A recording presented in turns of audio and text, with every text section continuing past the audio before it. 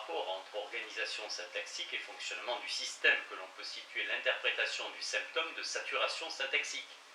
Je propose que la caractériser de la façon suivante: une écriture est saturée si l'on modifie la marche du raisonnement en modifiant son organisation syntaxique. Ainsi, dans une écriture saturée relativement à une autre, le nombre de caractéristiques qui fonctionnent symboliquement est plus élevé et les caractéristiques contingentes sont par suite peu nombreuses. Il y a donc dans une écriture saturée une sorte d'élimination du superflu. À cause de ce dernier point, je suggère d'établir la saturation comme un critère possible de la simplicité. Une écriture est plus simple qu'une autre si elle est plus saturée. D'une part, cette caractérisation de la simplicité ne contredit pas le sens commun, qui veut que de façon générale on trouve plus simple quelque chose qui ne présente pas de complications, de détails inutiles. D'autre part, la saturation ainsi interprétée conserve son statut de symptôme de l'esthétique. En effet, pour sélectionner un symptôme de l'esthétique, il y a deux critères principaux. Il faut tout d'abord que le requisite candidat soit la marque de l'esthétique, c'est-à-dire qu'il soit présent dans les systèmes ayant habituellement un fonctionnement esthétique plutôt qu'ailleurs. Il faut ensuite que le candidat serve la cognition, c'est-à-dire qu'il participe à la compréhension.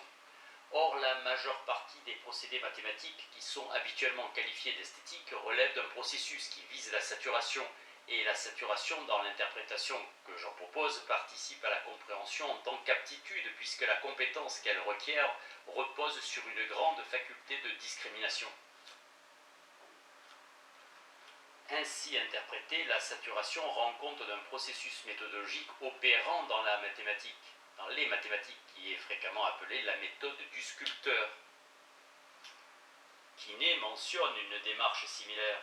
J'ai été frappé de l'art avec lequel les mathématiciens éloignent, rejettent, éliminent peu à peu tout ce qui est inutile pour arriver à exprimer l'absolu avec le plus petit nombre possible de termes, tout en conservant dans l'arrangement de ces termes un choix, un parallélisme, une symétrie qui semble être l'élégance et la beauté visible d'une idée éternelle.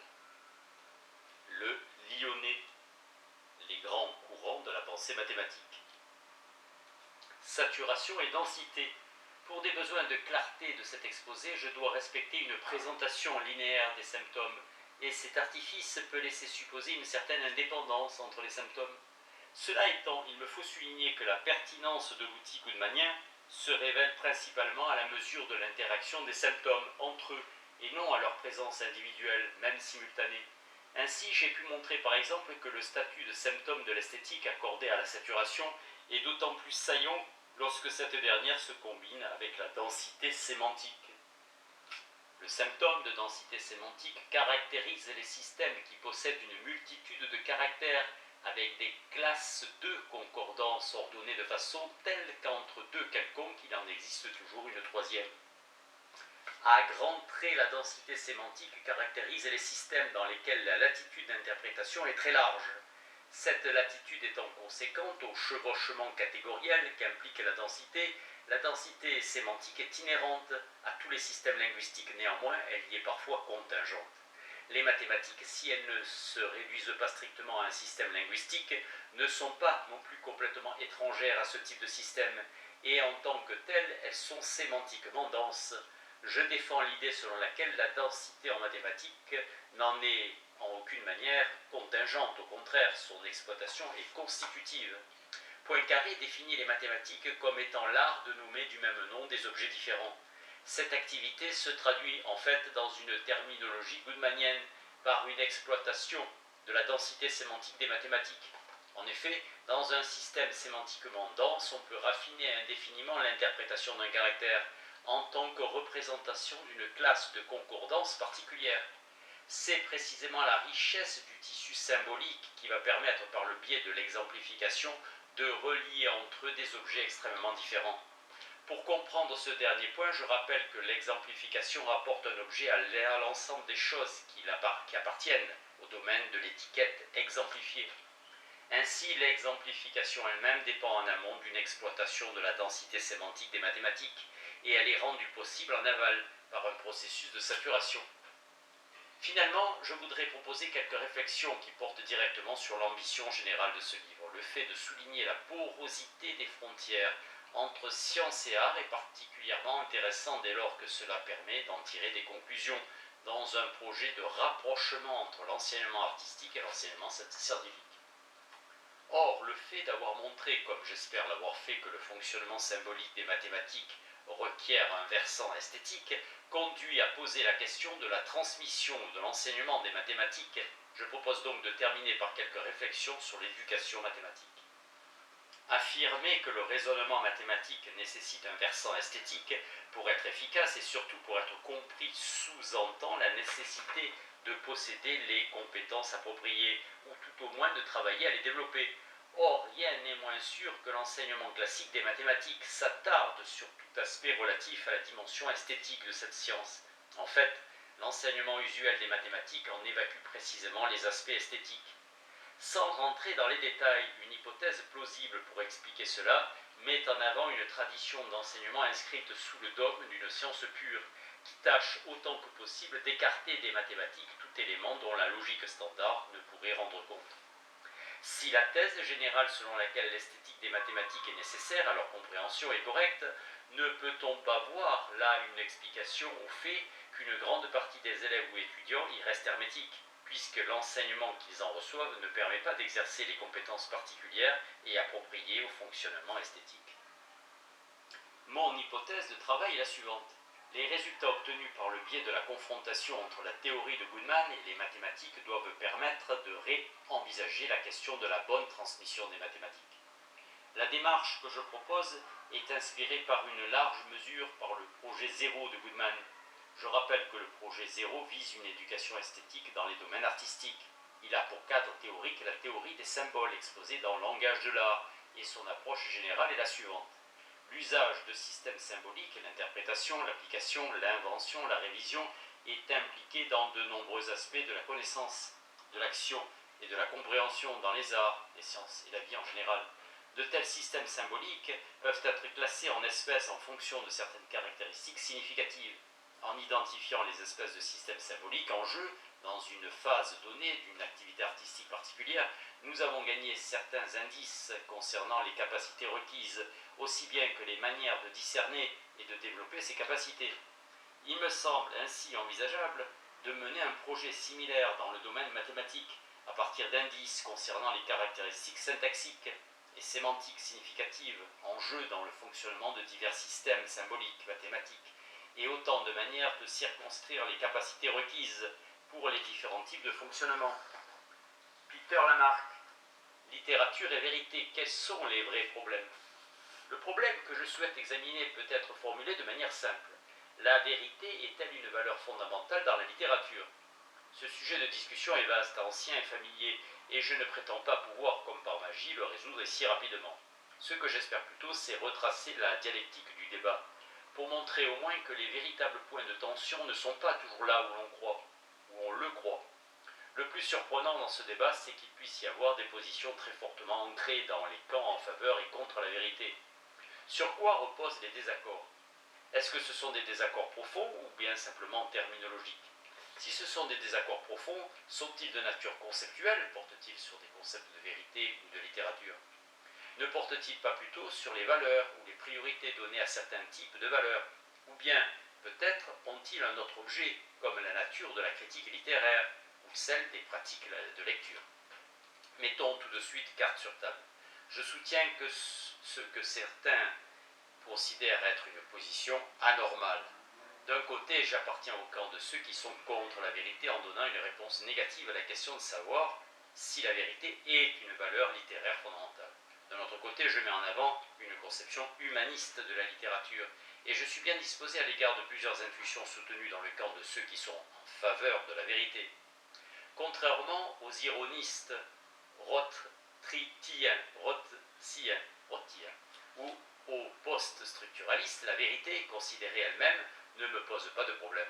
L'idée que les œuvres littéraires se placent aux côtés de la philosophie dans l'analyse des questions relevant d'un intérêt humain universel me satisfait. Je rejette l'esthétisme ou le formalisme, c'est-à-dire la conception selon laquelle les valeurs littéraires sont purement formelles, structurelles ou rhétorique. Je défends en effet une version de la théorie mimétique selon laquelle ce qui fait que les œuvres littéraires sont littéraires, c'est en partie ce sur quoi elles portent, leur thématique donc. À mon sens, cette conception est une option prometteuse dans le débat, car elle permet d'extraire de manière stratégique les aspects les plus intéressants des camps opposés et de voir finalement ce qui est réellement en question.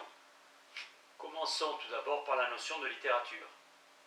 Traditionnellement, le débat se fait autour de la poésie ou de la vérité poétique, ce qui a le mérite de limiter le sujet, bien que, comme je le montrerai, c'est pas trop réducteur si l'on veut y inclure la fiction écrite en prose, un type de littérature dont on tient rarement compte comparé à la poésie. Le problème avec la littérature, c'est que certaines de ses utilisations ne posent pas le problème de la vérité. Il ne fait aucun doute en effet que l'allocution de Gettysburg, le déclin et la chute de l'Empire romain de Gibbon, et les dialogues sur la religion naturelle de Hume aspirent à la vérité, et en même temps nombreux sont ceux qui les classeraient comme des œuvres littéraires. Ainsi, il y a au moins certaines œuvres littéraires qui indiscutablement sont estimées en fonction de leur prétention à la vérité.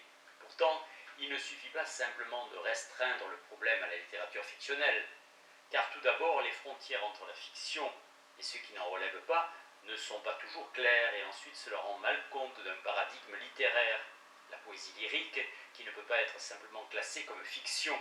De plus, nous laisserions alors complètement de côté le problème de fond, qui est de postuler une séparation entre les œuvres qui aspirent à la vérité et celles qui n'y aspirent pas.